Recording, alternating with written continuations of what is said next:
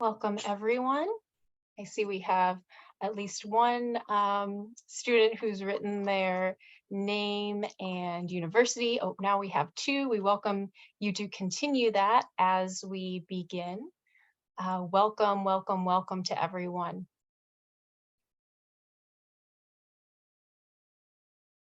And I believe we are live streaming on Facebook. All systems are go. Wonderful. So greetings and welcome to our second annual Catholic Nonviolence Initiative Fall Series. I warmly welcome students and faculty, those who are live streaming through Facebook, members of the general public, and those who will be viewing the recording of tonight's event in the future. We also recognize that several campuses have October break this week, so thank you all for those who are here and attending live. My name is Michelle Sherman, and I'm on staff with Pax Christi USA. I'm also on the leadership team for the Pax Christi Young Adult Caucus, and I'm an adjunct professor at the University of Dayton in Ohio. Together with Eliane Lakem, who unfortunately is not here, she's keynoting at a conference in Geneva with EcoCare Now, and also David Mueller from Casa Esther in Omro, Wisconsin. We've been organizing this series to promote the mission and goals of the Catholic Nonviolence Initiative. The initiative is a project of Pax Christi International, and it seeks to raise awareness and increase our understanding of nonviolence as a strategy, a way of life, and a key part of our faith. This series aims to explore a crucial connection between violence and the climate crisis, emphasizing the importance of nonviolent strategies in achieving sustainable ecological integrity. So last week we discussed the multifaceted nature and realities of environmental violence, and this week we turn to the ecological impact of military spending and war. Last week's video and study guide will soon be available in the Week 2 tab of our Fall Series website. So we hope that you join us each Monday in November, and registration will remain open the entire month. So please encourage your friends, colleagues to join us. Now, today, before we move to a panel discussion, let us take a moment for prayer with a quote from Pope Francis and a prayer from Pax Christi USA's Bread Not Stones campaign, which we have adapted for length tonight. We join with all across the world who are working and praying for a just and lasting peace, especially in war-torn areas of Sudan, Palestine, and Israel, and the Ukraine. And so we recall from Pope Francis, the arms race wastes precious resources that could be better used to benefit the integral development of peoples and to protect the natural environment. It is an affront crying out to heaven.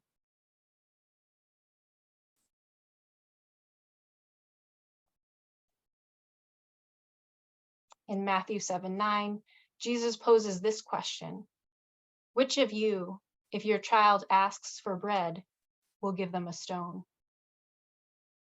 This question frames the moral basis of Pax Christi USA's Bread Not Stones campaign. Source of our salvation, give us the courage to reject the idols of guns and bombs that falsely promise salvation and safety, but only bring death and destruction. We pray. Give us bread. Give us bread, not stones. Creator of the cosmos, you made us stewards of this garden called Earth, to care for every creature and protect all the elements of water, earth, and sky that make life possible. Help us to reject the notion that we are separate from creation, and give us the wisdom and will to nurture all life. We pray. Give us bread, not stones. God of plenty, you created a world of abundance and instructed us to share the riches of this world with one another. From each in accordance to their ability, to each in accordance to their need. Give us your spirit of justice, that we may never grow tired in our efforts to protect the dignity of all. We pray. Give us bread, not not stones. stones. Amen. Amen.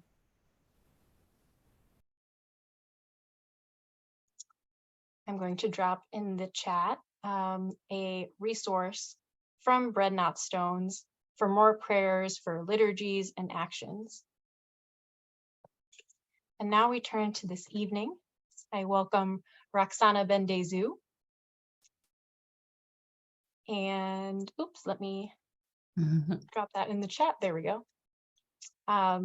Roxana Bendezu Shiea is a descendant of the Quechua people of the Andes, born and mostly raised in Lima, Peru.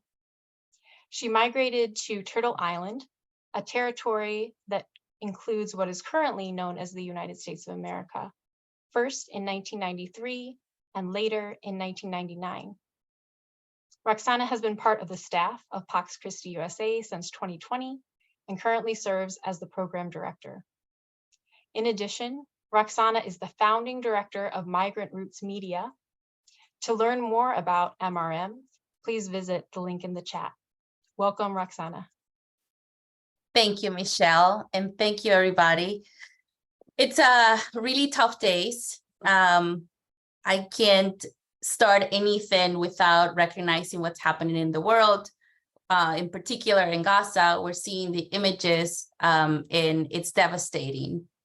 And I'm really glad that we're taking on continuing the work that we have been doing for so long as the Pax Christi family, and more so Pax Christi International worldwide, because addressing the root causes of what is happening in our world is so important.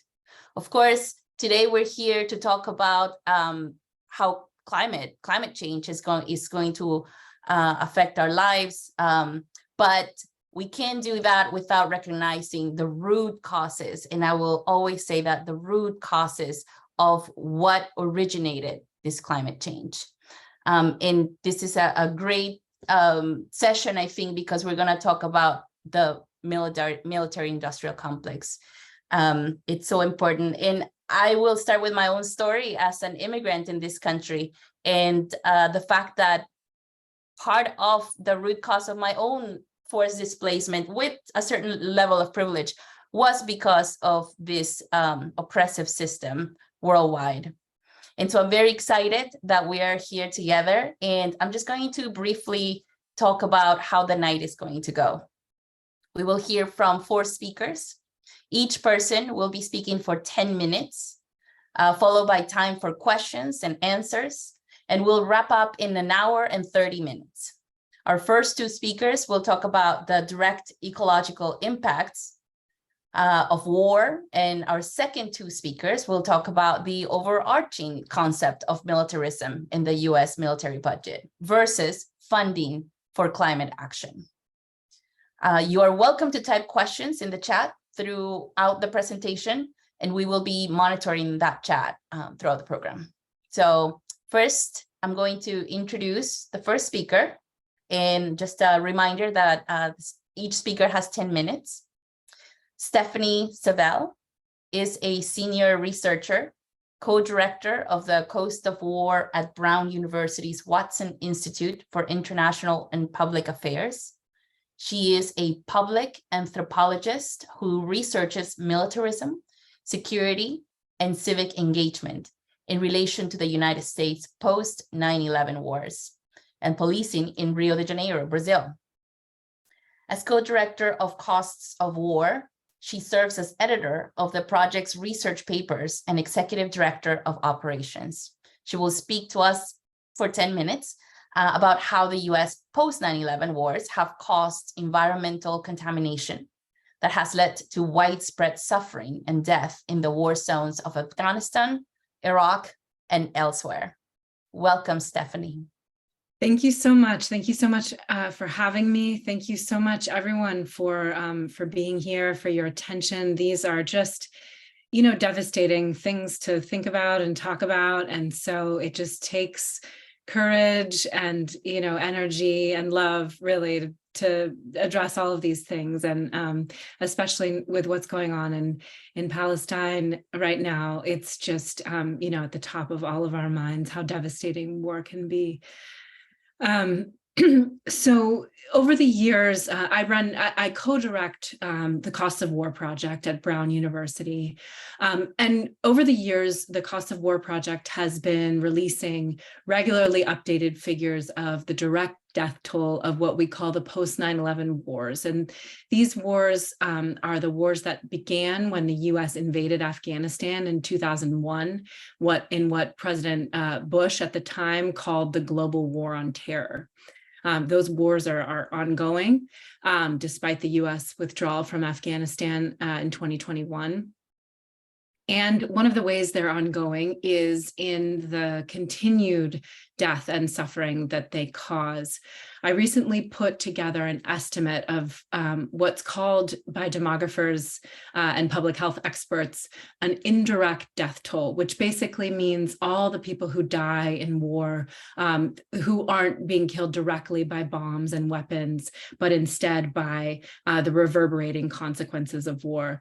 And I estimated that the total figure, including those indirect as well as direct deaths of these post 9/11 wars, is about 4.5 to 4.6 million people. I want to just share my screen very quickly to give you a sense of what I'm talking about. And this is just a kind of a snapshot that puts the environmental harm that I'm about to dive into in further depth in a bit more context. So you can see that environmental contamination is one way that indirect war deaths happen. Others include economic collapse and food insecurity, the destruction of public services, including health infrastructure. There's environmental contamination, reverberating trauma and interpersonal violence is also mixed in with war. All of these things lead to things like disease, malnutrition, greater levels of injury, and maternal and newborn complications. And all of these things contribute to the total death of, in any war zone, and the suffering of all the people that kind of goes along with the numbers of deaths, which are really at the tip of the iceberg for all the people who are continuing to live with those reverberating consequences.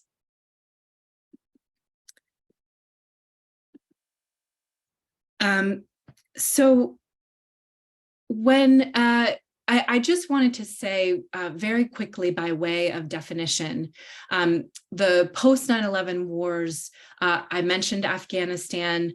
The way that I use this term is it includes the most violent wars that the US government has been involved in the name of counterterrorism since 2001.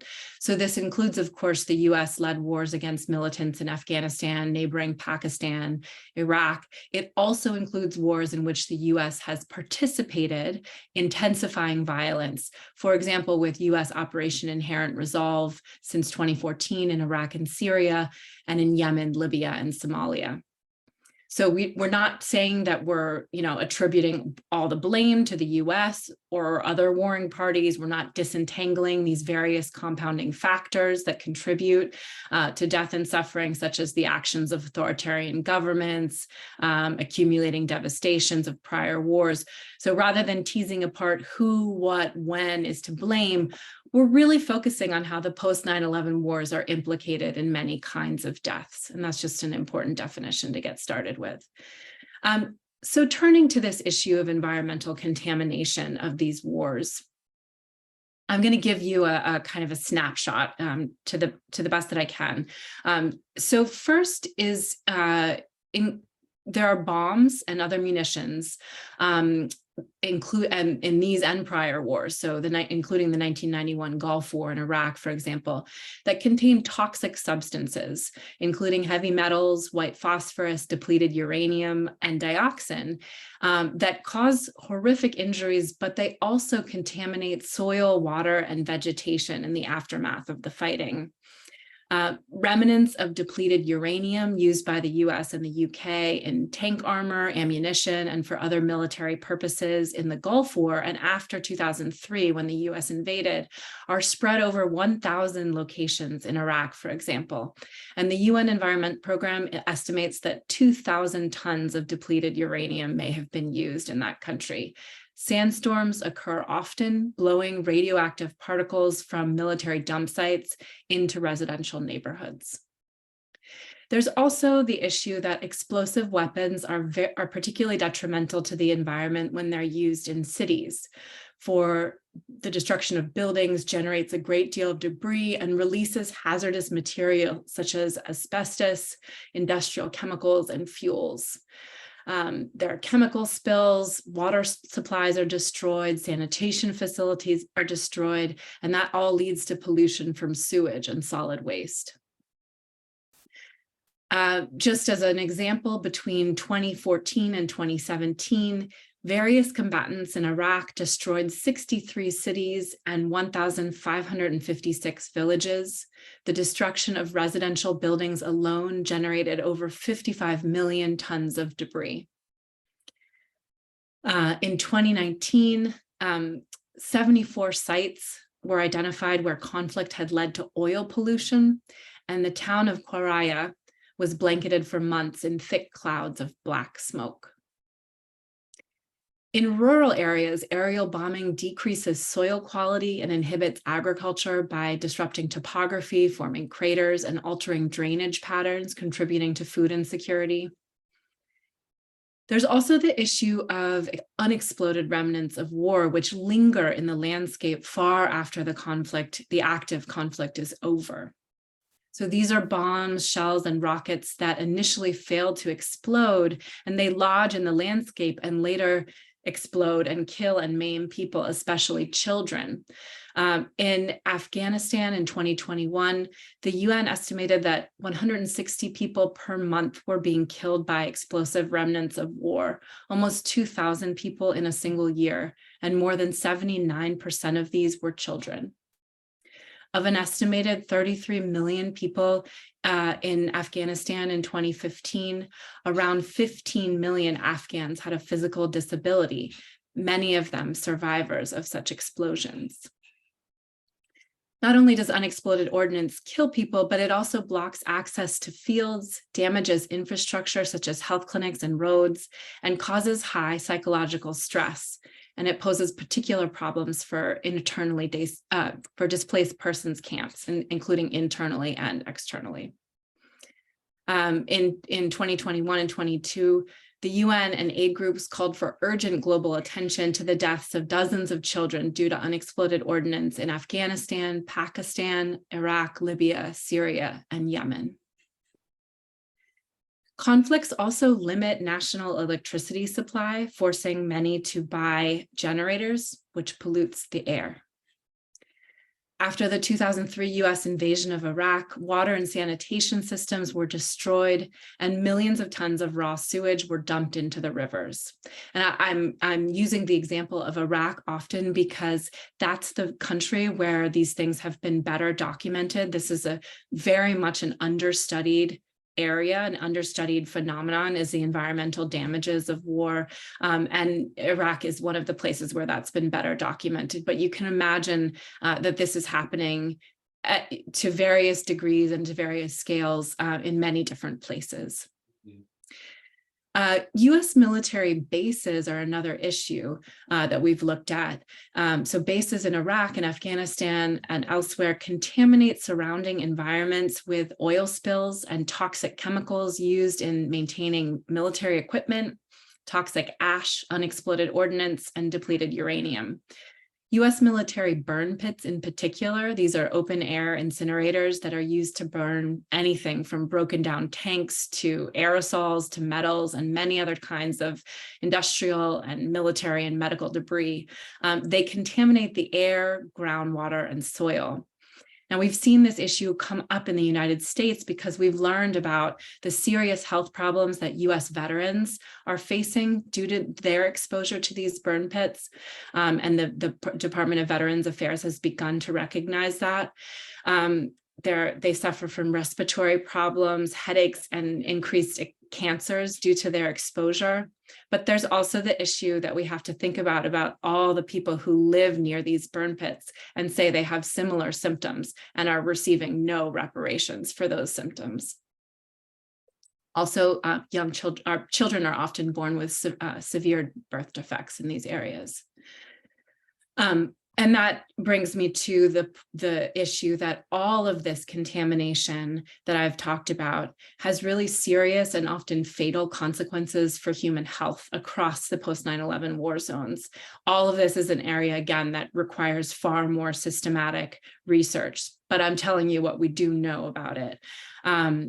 So medical doctors in Iraq, again, there's Iraq because it's been better documented, they report an unusually high rate of miscarriages, premature births, and birth defects, including congenital anomalies such as cleft palates and spinal deformities and heart and nervous system defects. Iraq has seen growing death rates due to cancer since the 1990s, and Iraqi public health officials have blamed the depleted uranium and other chemicals used by the US in the Gulf War. This is disputed by the US military. In the wake of the US-led bombardment of Fallujah in 2004, studies document increased infant mortality, leukemia, and cancer. And again, there were suggestions that these are related to the effects of uranium and other heavy metals used in munitions. In Iraq, anecdotal evidence of cancers, miscarriages, and birth defects are extremely widespread. 43-year-old Yassine Omar, who lives near a massive landfill, says, in Iraq, we say every family includes someone with cancer. And some of the best evidence for the environmental damage of war, I know I have to wrap up soon, but I'll just tell a couple stories. There's an anthropologist, Kali Rubai, who talks about how she visits a refugee camp filled with Iraqis, and where she walked down an aisle between thousands of tents where families who had heard a foreign researcher, sorry, that's my timer telling me time to stop. I'm going to continue real quick. So Dr. Rubai just felt a shock as she noticed how many of the children had physical disabilities or abnormalities. And the older children all told her how lucky they were to be born before their siblings, as they attributed these birth defects to those, to the war, for all of those born after 2004, 2005. And the other story that Dr. Rubai shared with me that I think is really emblematic is that in Fallujah, after over a decade of heavy bombing, local women told Dr. Rubai that doctors were actually counseling them not to conceive. They're suffering from consecutive miscarriages and babies born with birth defects. They could not bear healthy children, doctors told them, and the attempt to do so was killing them. One woman, Dina, insisted that her miscarried children should be counted among the war's death toll. She used the word genocide to describe what was happening to her and her community. Sunnis from Anbar province, these women felt that their enemies, whoever they were, Americans or sectarian militias, were trying to annihilate them by robbing them of their ability to bear children. So I'll end there, and I'm happy to answer questions when that time comes. Thank you so much, Stephanie. Amazing information about what's happening around the world, and all of this, part of this brought to you by our tax dollars. So it is important that young people in particular pay close attention to what's happening around the world, because it's directly linked to the decisions that are made here. So thinking about how to push our members, representatives, senators, it's crucial.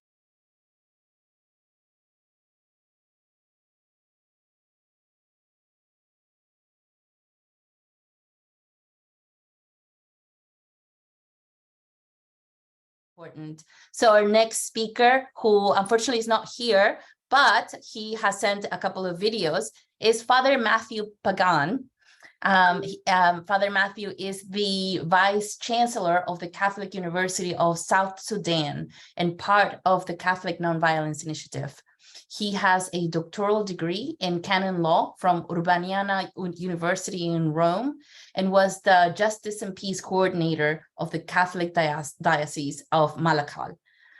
Today, he will speak through video on the impact of the war in Sudan and South Sudan on human-environment relationships, especially on the impact of oil exploration on indigenous communities. We will also share a paper by him on this topic in the chat. And please turn up your volume as there is some background noise in the video.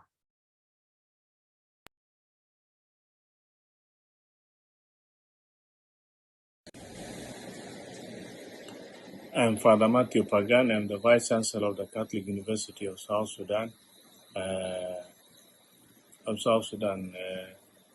Just one thing I would like to add from my bio is that also I did a master's degree in peace and development studies from the University of Juba.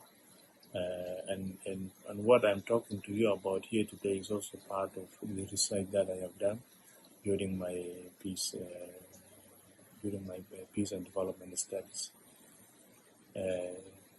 Today I'm going to talk about military contribution to oil development and its impact on human environment in South Sudan. I will begin with the history of the oil development, how the military came in, and then I will conclude with the findings on the environmental impact of the oil development. The history of the oil development in South Sudan begins in the early 1970s until the middle of 1980s. The first company to invest in oil development in South Sudan is Chevron.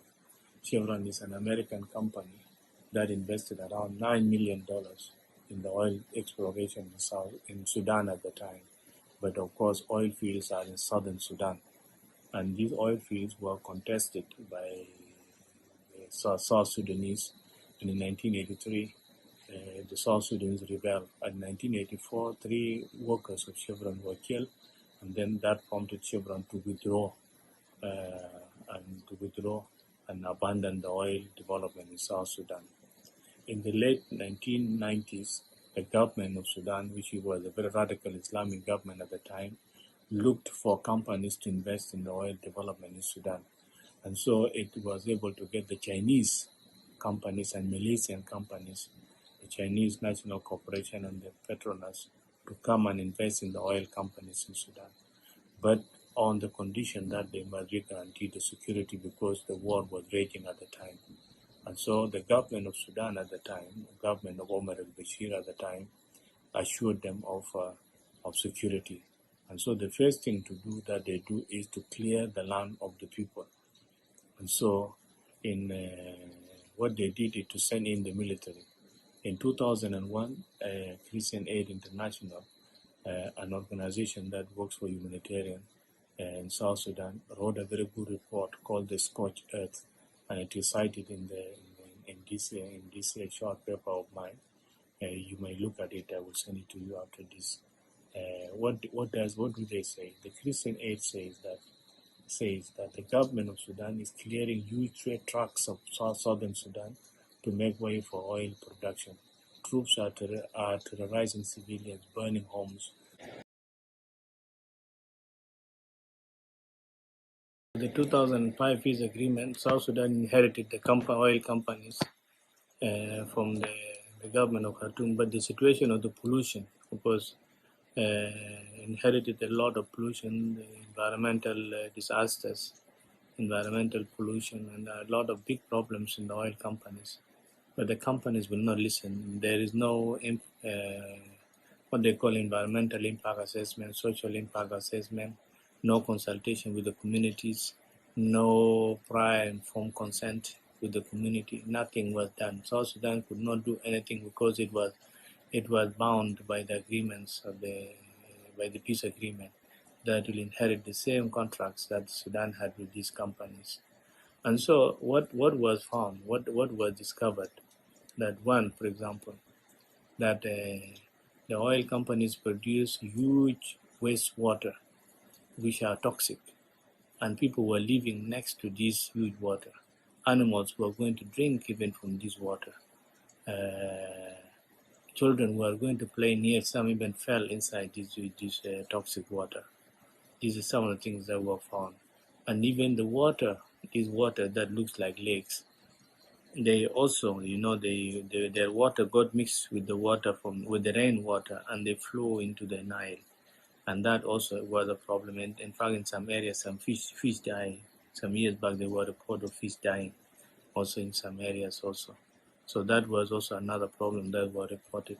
The oil company were distributing huge containers, that were carrying chemicals for people to use as for water. The people don't know. They don't know the consequences of it. And even the communities go and cut the wire, the electric wire that is like supplying electricity to the company. They cut them, So it became a problem. The issues of sicknesses began to emerge. People began to complain of infertility, many other problems, birth defects, deformities in the human body. All of these things began to be reported. In fact, I grew up in an area like Malut, which I did not hear since late 1980s, late 1980s, yes. I did not hear of these things until when the oil companies came in, these problems began to emerge. So this is what I can present to you. I'm facing a problem without uploading videos. I hope this one will come through. Thank you, and God bless you all. Thank you to Father Mathew. Amazing information from a person who's directly affected, who lives there, who is working there, accompanying people who are struggling with all this outcomes of what these large corporations are doing across the world. This is one example. And do we drive? Anyone here drives? That means that we have to care. That means that we have to keep an eye on that. That means that we have to review our 401ks to see if we're investing in that. That means that maybe the comfortable life that we're living here is on the backs of the people there. So let's pay attention and let's listen to what people directly affected are sharing. And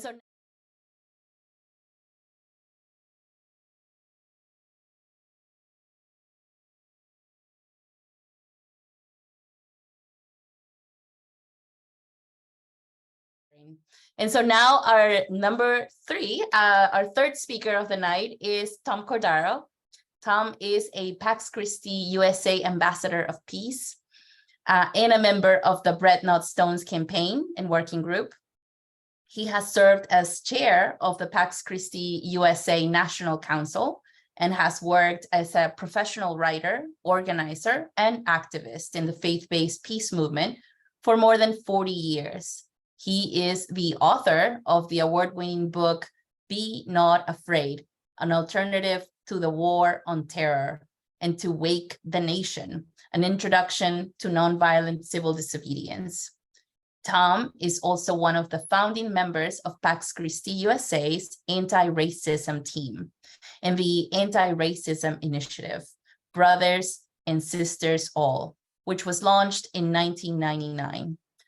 Tom will speak for 10 minutes and then briefly share about Pax Christi's Bread Not Stones campaign to redirect military spending. Welcome, Tom. Thank you, Roxana. And thanks for everybody for being here on this call tonight.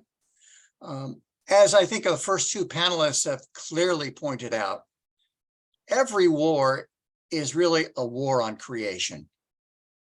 Again, every war is a war on creation.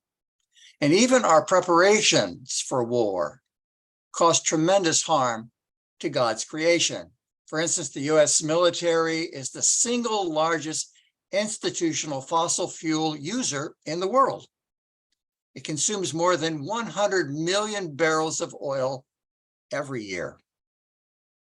And of course, money spent on war or the preparations for war represent resources, human labor, and human creativity that is not available to address the greatest threat to global security and peace, which is the crisis of climate change and the social, economic, political, and cultural implications.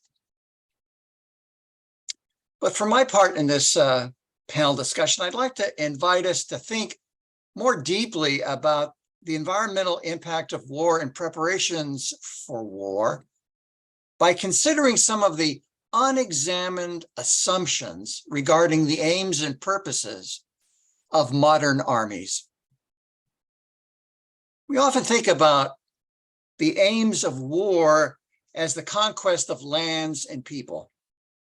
But actually, war is more about the conquest of real estate, of resources, of the means of production, and of human labor. Land, including wildlife, vegetation, rivers, soil, air, and water, are only the arena in which the conflict takes place. And while there are international laws and treaties regarding the protection of civilians and civilian infrastructure, there are scant protections for the environment. This is because land only has value if it's real estate. Resources are only valuable as pre-manufactured goods. And non-human life is only of value as livestock. And clean water and air are only of value as preconditions for a healthy, sustainable workforce. This all becomes clear when we look at the way military force has been used within our own borders here in the United States. The genocidal 100-year war against unassimilated Native Americans was waged because indigenous people treat creation as more than just pre-manufactured consumer products in service to the profit system. To the European colonists, the taming of nature included the domestication of indigenous peoples who lived in harmony with nature. In addition, the lethal use of our National Guard in this country has been, for the most part, used to protect property rights, not human rights. The National Guard is almost always called out to protect the means of production and the property rights of owners against the workers who are struggling for human rights and dignity. This is well documented in books by Howard Zinn, The People's History of the United States, and there are other wonderful books out there about the history of the labor movement, which I would suggest you all look at. But one of the most important clarifying moments for me in understanding the true nature of the military machine was in the 1980s, when there arose a new and audacious anti-nuclear strategy called plowshare actions that questioned one of the most important unexamined assumptions about war and the preparations for war. Now, the inspiration for these plowshare actions came from the prophet Isaiah in the Hebrew scriptures. They shall beat their swords into plowshares and their spears into pruning hooks. Nation shall not lift sword against nation, and neither shall they study war anymore. Now, these actions involve damaging components of nuclear weapons systems while taking great care not to harm or threaten any human life. On September 8th, 1980, the Plowshares 8 activists entered the Minuteman Nuclear Missile Reentry Division of the General Electric Complex in King Prussia, Pennsylvania. These 8 Christian pacifists walked into the plant armed with nothing but hammers and damaged the nose cones of Mark 12A warheads. Now, the response in corporate media and in government sources was one of outrage. First, by the danger posed by damaging weapon systems, which in fact were very, very small in this particular case. But more shockingly was the outrage aimed at the destruction of private property, a sacred principle within our free market capitalist system. In his opening statement in the trial of the Plowshares 8, Daniel Berrigan addressed this issue of destroying private property. He said, quote, "We have this understanding that property is what is proper to human beings, what enhances life, what protects life, which fosters and nourishes life, and what gives life a chance. To apply the word property to these horrors is to degrade and cloud the issues of what is proper to us." This audacious action and its justification opened a whole new line of inquiry regarding the priorities really of our entire society. Is there such a thing as anti-property? Do some things just not have a right to exist at all? And how should such distinctions be made? Now, because of the careful planning necessary and the potential long prison sentences handed out to those who destroy property, there's really no likelihood that plowshare actions would ever become commonplace in the peace movement. That said, and despite the threat of long prison sentences, 17 additional plowshare actions occurred between 1980 and 1986. And we see this same dynamic at play in many acts of property destruction to halt environmental damage caused by oil pipelines. One activist, Jessica Renzick, was recently charged as a terrorist and given an 8-year prison sentence for damaging an oil pipeline that was still under construction. Now, there are many aspects to this line of inquiry that cannot be addressed in a short 10-minute presentation.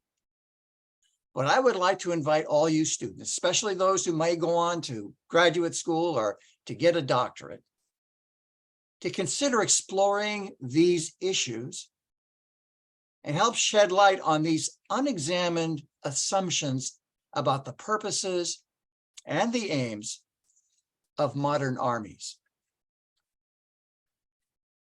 And now I want to just pivot a little bit to do my little spiel and commercial about the Pax Christi 2023 Bread Not Stones campaign. As Michelle mentioned in her opening prayer, in the preamble to Jesus's teaching about the golden rule, he poses this question to his believers, his followers. Which of you, if your child asked for bread, would give them a stone? And this question frames the moral framework for our entire campaign. This year's campaign is an opportunity in many ways for Pax Christi to return to its roots by engaging in a dialogue with the institutional church on matters of peace and social justice. Because this year we're going to be inviting our members and our allies to ask their local bishop to add their names to our Bread Not Stones Bishop sign-on statement. The statement clearly articulates the church's moral vision for peace as an enterprise of justice and warns against unfettered military spending. There are many ways you can participate in this campaign. From October 16th to November the 3rd, our members and allies are encouraged to try to reach out to their bishop to schedule a meeting, to talk to them about the campaign, about this statement and getting their names on it. If that's not possible, to write personal letters to your local bishop, urging them to add their name to the statement. Now, we've created talking points and writing tips for these personal visits or letters. We can provide you also with copies of the actual statement that the bishops could sign. And the important aspect, I think, of this campaign, which I want to really emphasize, is the importance of documenting every time we make a contact or attempt to contact a bishop, because we want to show how many bishops were invited to sign this statement, as well as show how many actually did. The campaign this year is going to end on the Feast of Christ the King, which this year is November the 26th. And that Sunday, the gospel reading comes from Matthew 25. Whatsoever you do to the least of my brothers and sisters, you do unto me. And this campaign can also be a great opportunity to highlight the difference between all of the billions of dollars we spend on military spending that could be better used to end this climate crisis and better address the economic, political, social, and cultural impacts of climate change around the world, which of course is the biggest peace and justice issue facing us. And Johnny and Michelle will put in the chat thing there. I don't know how they do it. We'll put it in there, the webpage link to get to all the resources and more information about this campaign. Thank you. Thank you so much, Tom. It's so important to bring to the space this horrible efforts to continue starting new spaces for the military. Another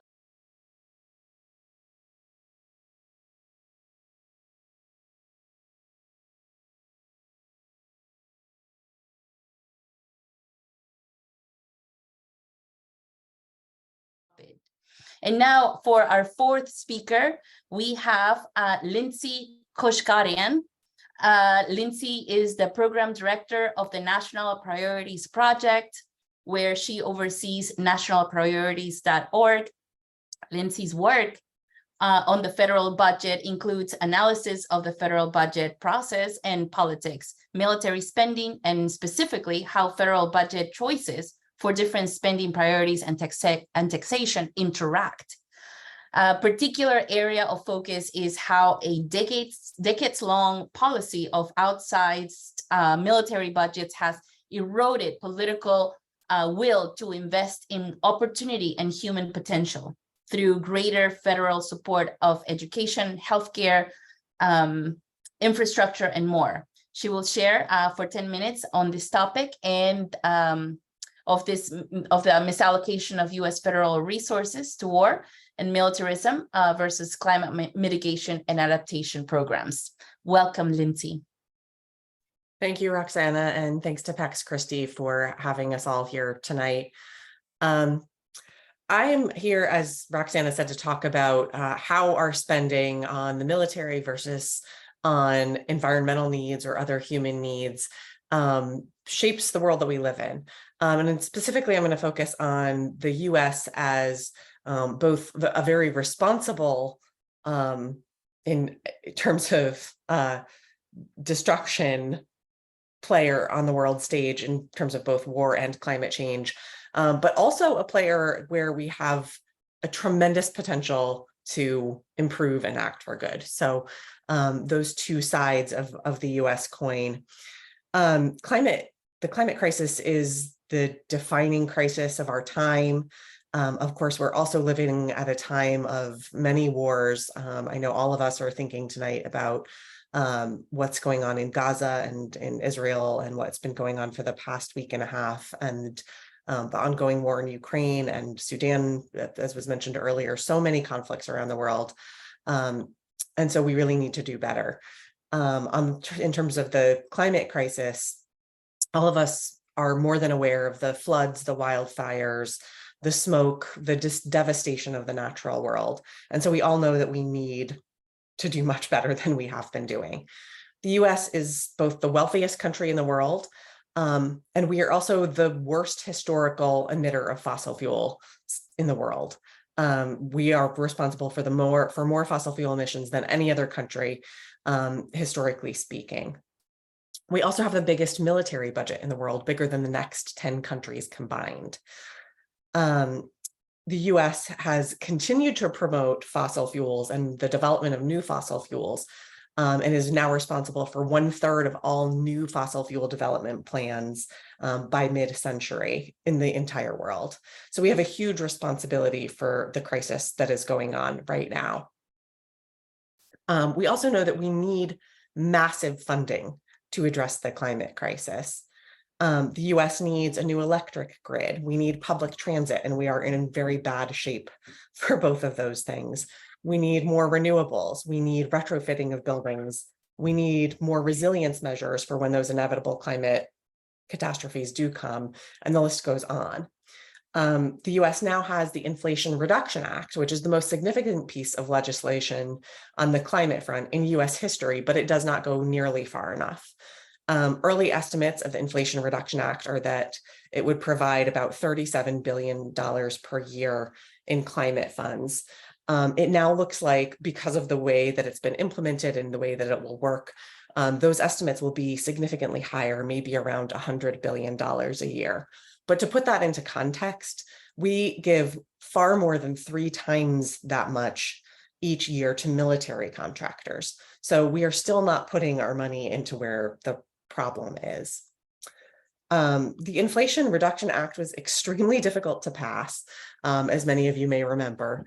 It took many months. It shrank significantly from where it started as President Biden's Build Back Better plan, and shrank by trillions of dollars to where it finally passed with just 1 vote margin in the Senate. So this was an extremely difficult piece of legislation to get passed. And it only got passed because of the pressure from the climate movement and from pressure from people who were pushing the Biden administration and Congress to do something about the climate crisis. And that's important, and that's something I'm going to come back to. But this is a big theme. The US government, again and again, funds the military, funds war at the expense of human needs and at the expense of climate solutions. One of the other things that we desperately need to fund, besides solutions here in the US, is a loss and damage fund for the rest of the world. Countries of the global South are suffering disproportionate climate impacts, even though they have next to no responsibility for historic climate emissions compared to the United States. And the US has some responsibility for that. The Biden administration has requested $11 billion per year for global climate funds, but so far the US has struggled to fund $1 billion a year toward global climate funds. So we are just very far behind where we should be in terms of providing aid to the rest of the world to solve the climate crisis. And of course, compare that to our military budget, and we are very far ahead of the rest of the world and very far ahead of where we should be. The US military budget is set to be, currently now we're looking at about $886 billion this year. That keeps going up every year. And so before very long, we'll be at $1 trillion military budget every year in this country. That is more than the next 10 countries combined. And it's been estimated that about $80 billion of that budget, or about 10% each year, goes toward protection of fossil fuel interests. So this is something that Tom was just referring to. And so this is about as much as the estimates of how much is going toward the Inflation Reduction Act every year. And that's how much we're spending to protect fossil fuel interests with our military. That's not even going into how much we're giving for oil subsidies and fossil fuel subsidies still, which we're also doing. Just in terms of military protection, we're giving $80 billion a year to the military protection of fossil fuel interests around the world.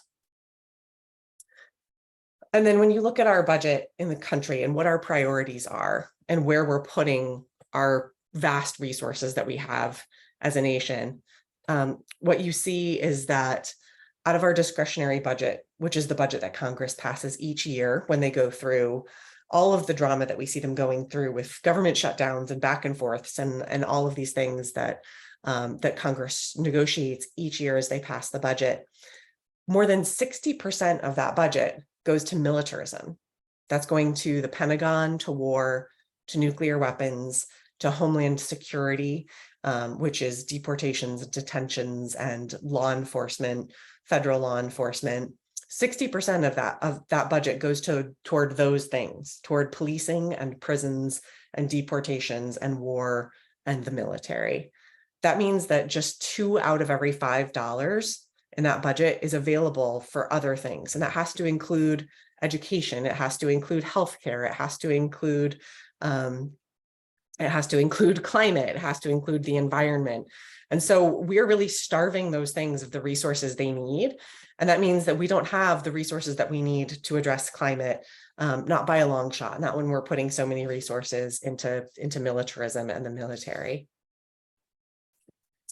And the military itself is a polluter.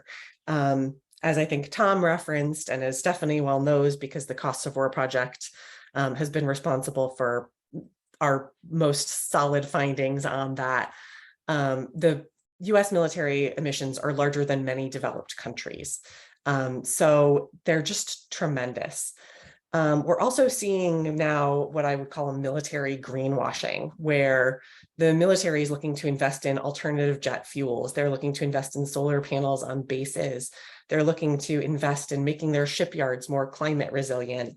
All of these things. And this is going to build their budget up actually higher. For this coming fiscal year, the Pentagon has requested $5 billion for climate resilience for the military. There are signs that that will only grow. Today they're requesting $5 billion. A year ago, they requested $3 billion. And 2 years ago, they only requested $500 million. So their requests are going up, and they're probably only going to continue to increase. So the military is asking us for more resources for them to fight better in a changing climate, and for them to make sure that the military is resilient in the face of climate change. But we need to be putting that money, of course, into making sure that the rest of us are resilient. Their interest is not in reducing conflict or militarism. Their interest is only making sure that they are capable of fighting the wars and winning the wars that they want to fight and win in a climate changed world. Also, there was a national security assessment that came out in the last couple of years, naming 11 countries that were the most likely to see climate conflict in the coming years. And 2 of those countries were the top 2 countries where the US started wars over the last 20 years, Iraq and Afghanistan. So there's a clear connection between our militarism and climate conflict. And the actions that we're taking are potentially making those things worse. Finally, I'll end with a couple of more comparisons about our budget priorities in this country. If you were the average US taxpayer in 2022, you would have paid over $1,000 for military contractors in your income taxes. You would have paid, that would have included $105 just for Lockheed Martin, the biggest contractor. You would have paid just $70 toward public transit, just $21 toward the Environmental Protection Agency, and just $6 toward renewable energy. So you can see where our priorities are. And this also underscores that it's all of us that are bearing responsibility for this, and that have to work to change this. And I also want to kind of underscore the possibilities here. The cost for a fully renewable US energy grid would be $4.5 trillion. We have spent more than 4 times that on militarism over the last 20 years. That means we could have had that renewable energy grid by now. And if we make better spending choices going forward, we could have that renewable energy grid by 20 years from now, or 10 years from now, or 5 years from now. So there is real potential here. The US has vast resources. We just need to use them differently. And just on a closing note, I'll just say, I think the Inflation Reduction Act holds a couple of lessons for us. One is that it was incredibly hard to pass it, and it wasn't enough. That can be really discouraging. But the flip side of that is that it never would have happened without movement pressure and without demands from people like the people here tonight. And so I want to look to that as not the end game, but just the very first step in what's possible going forward. Thank you, Lindsay. And thank you for breaking it down for us, because I think when you see how much money from each of our pockets goes to these people,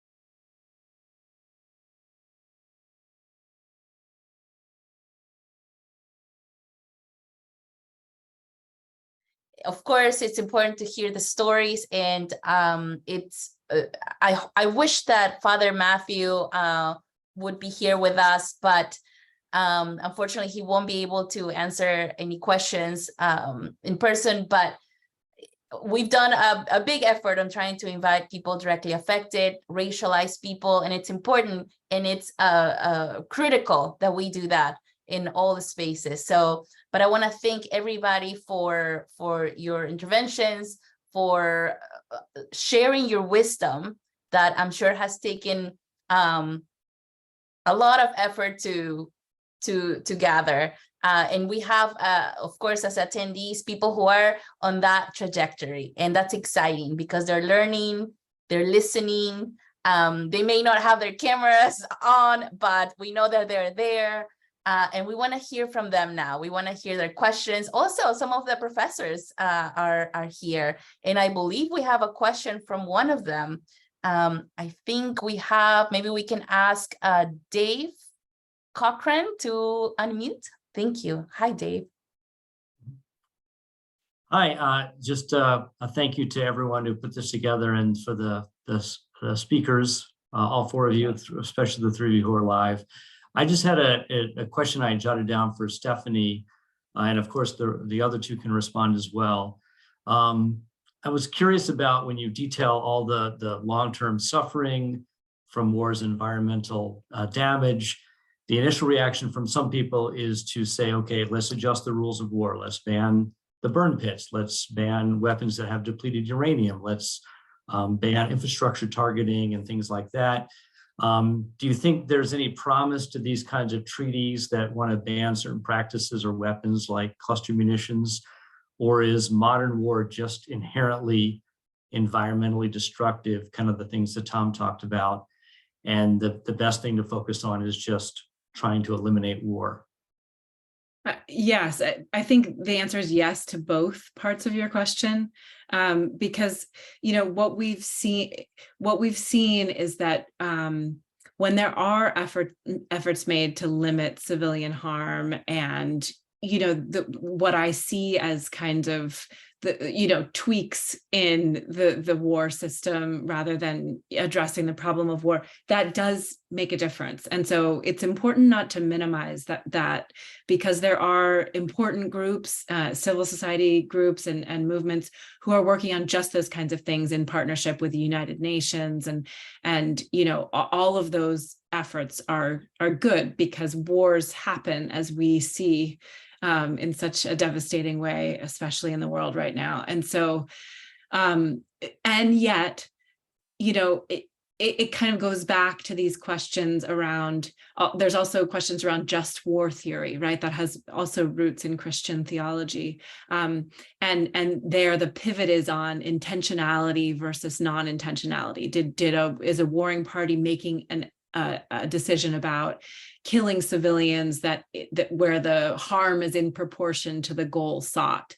And the critique of that sort of reasoning, which again has its place and can save lives, is that it's not getting to the root of the fact that if there is no war, there's not going to be a problem. And so when I think above all, it's for me, it's this kind of working against war as the root cause of the problem, and that the other things are tweaks.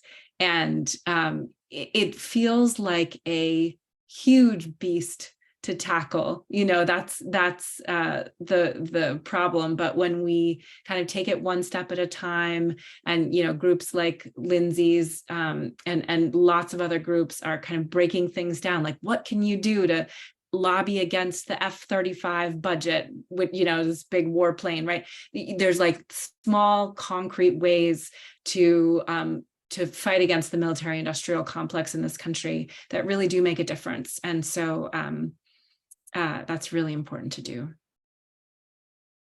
Thank you for your answer, Stephanie. And I'm glad that you mentioned this just wars. And I think we have in Pope Francis somebody who's trying to move us away from that. I don't know if Tom, you would like to share a little bit about the, maybe some of the encyclicals where Pope Francis has really taken a stand to say even the possession of nuclear arms is immoral. If you'd like to talk more about that.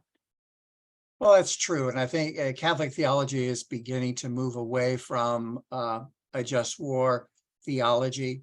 But, to me, again, I'll just repeat what I said at the beginning of my presentation. Every war is a war against creation. Every war is a war against creation. There's no green war. There's no clean war for the environment. And so if we're going to solve this environmental crisis, war has to be taken off the table. Wars do happen, but they don't need our help to try to dress them up in some kind of a greenwash or any kind of justification in that response, in that kind of a way. Something else that comes to mind, of course, these days, and after the news that we've all been seeing, is when you mentioned white phosphorus. And even though, there are international treaties, it is against international law to do that, but we are seeing how Israel is using that against the Gazan population. I don't know if you have more to share about that, Stephanie. I'm almost speechless in horror at the whole thing. It shouldn't be happening, and yet it is. And I wish that it were politically more possible to really have huge moral outcry right now against U.S. support for the Israeli government for what it's doing. Unfortunately, it's become such a politically sensitive topic that it feels like an untouchable thing to say. But the U.S. has been supporting Israel for so many years, and the U.S. would do so much if instead of sending Israel more military support, we were to support a de-escalation of the conflict in both our narrative and our practices, So, yeah. And of course, maybe these efforts don't make as much of a noise as these statements by this very powerful people, but there are people on the ground trying to stop what's happening, trying to stop genocide.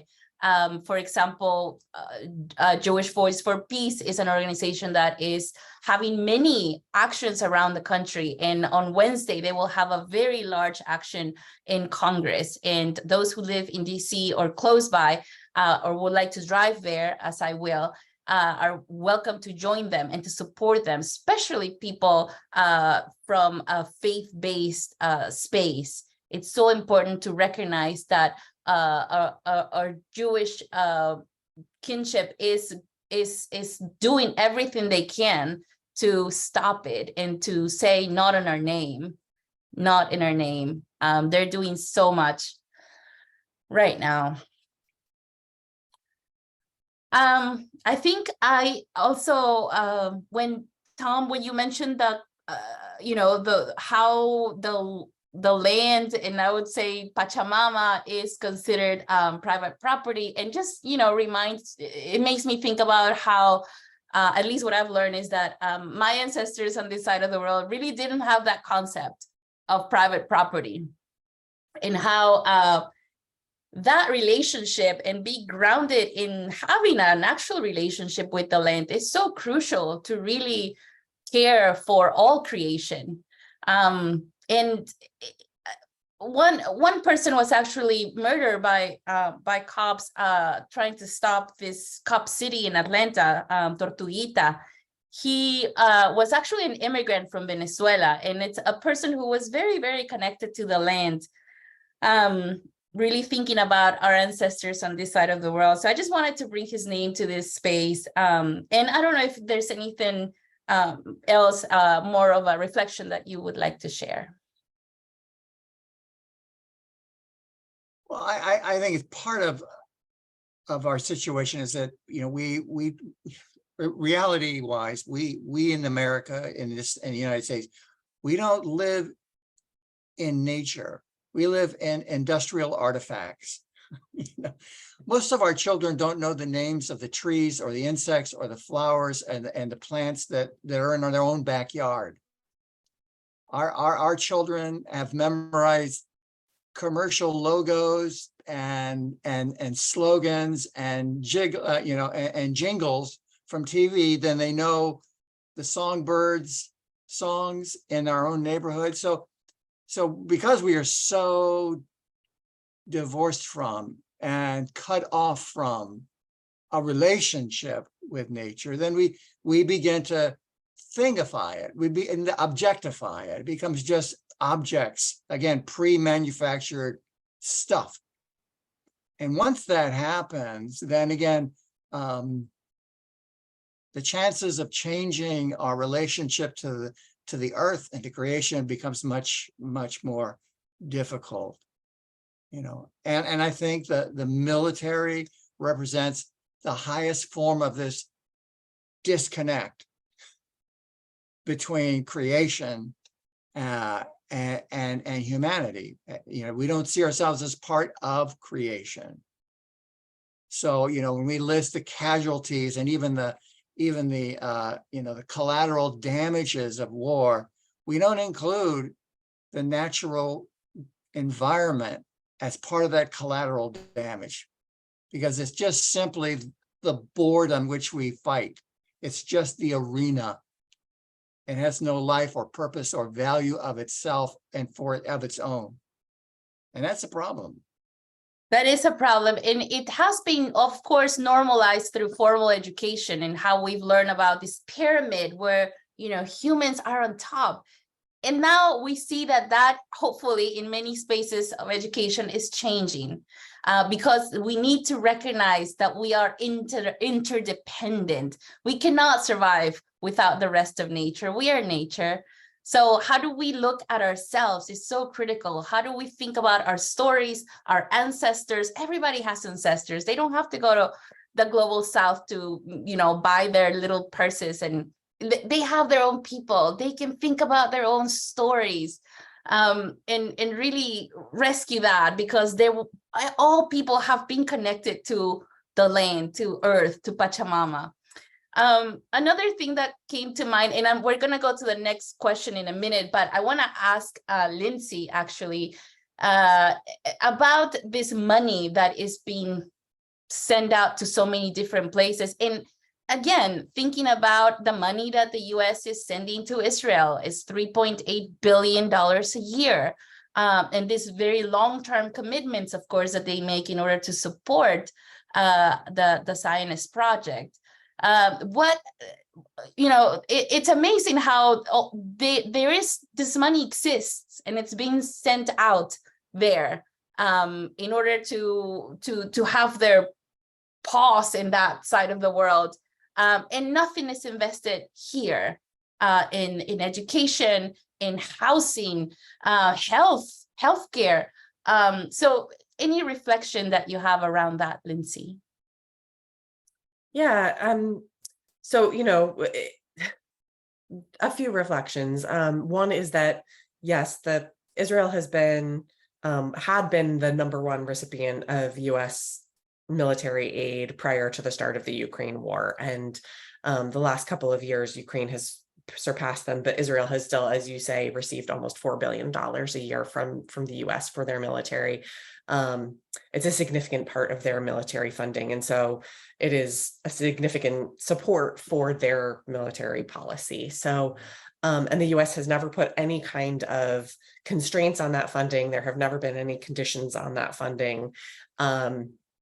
In theory, we have conditions on military aid that we give to countries. None of those are in practice, whether it be Israel or other countries, none of those are actually enforced. So that is a longstanding reality of US military aid.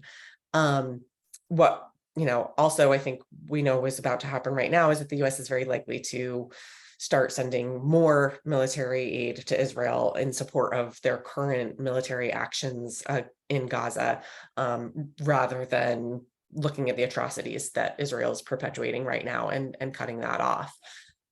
So that's the reality of that. $3.8 billion isn't a huge amount of money in the US federal budget. It's not a huge amount of money for the climate crisis, but it would be a huge amount of money in humanitarian aid for many places in the world. It would be enough to almost basically quadruple what we are now putting into global climate funds. And so there's a huge amount of good that money could do. There's a huge amount of money that money could do here in the US as well. The entire budget for the Environmental Protection Agency is only about $10 billion. So it could be a big increase to that. There's so much that money could be doing. And I think what gives me hope right now is that I think there are a lot more people, and it's a very turbulent moment, and there are lots of feelings on all sides and a lot of very destructive things being said. But I also do think that there is a spotlight on Gaza right now and on the suffering there, and that my hope is that more of the US public will awaken to that, and that it will change some of this calculus for the future. And of course, as of this morning, we've had 2,750 people killed, including 1,000 children in Gaza. And there have been attacks in the West Bank as well. And that's important to mention because this is what all of this produces.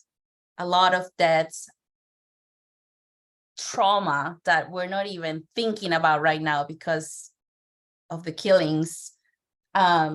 But that's another outcome of this imperial effort. And so what do we expect people to do in the future? What do we expect? So thinking about that is important. Now we're going to go to David. David Mueller has a question, and I'm going to ask him to unmute, please.